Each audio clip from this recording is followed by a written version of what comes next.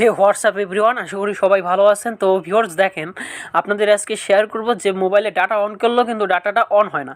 দেখেন আমার এই যে এয়ারটেলে আমি ডাটাটা অন করছি, কিন্তু আমার এখানে কিন্তু ডাটাটা আসে না। ওকে, এখানে কিন্তু আপনার হচ্ছে ডাটাটা শো করে নাই বা ডাটা কানেকশন আসে না। তো এই প্রবলেমটা আপনারা কীভাবে সমাধান করবেন একদম ইজি মেথডে আপনাদের দেখাই দিব। দেখেন, ডাটা অন করলেও কিন্তু ডাটা অন হয় না। দেখেন এই যে ডাটা অন করছি, কিন্তু এখানে ডাটা কানেকশন আসে না।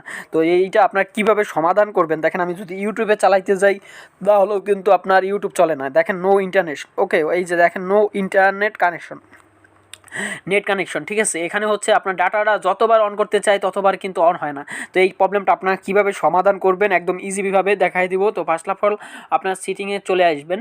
তো সিটিংয়ে আসার পর দেখেন মোবাইল নেটওয়ার্ক বলে আপনার ফোনে একটা অপশন আছে, মোবাইল নেটওয়ার্কে ক্লিক করে দিবেন।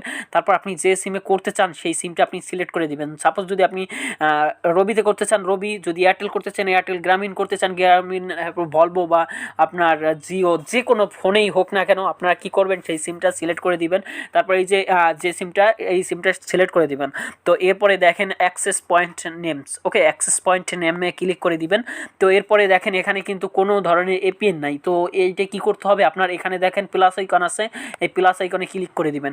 তো প্লাস আইকনে ক্লিক করে দেওয়ার পরে এখানে লিখবেন যে আপনার যে সিম থাকবে সেই সিমের নামটা আপনি এখানে লিখে দিবেন। ওকে, আমার এয়ারটেল, তো আমি এয়ারটেলটা লিখে দিলাম। তারপরে এখানে হচ্ছে এখানে এপিএনের জায়গায় ইন্টারনেট লিখবেন, INTERN, ইন্টারনেট, ওকে, ইন্টারনেট, ওকে, টারনেট, ইন্টারনেট লিখে দিবেন। তারপর হচ্ছে আপনার এখানে টিকমার্ক দিয়ে দিবেন।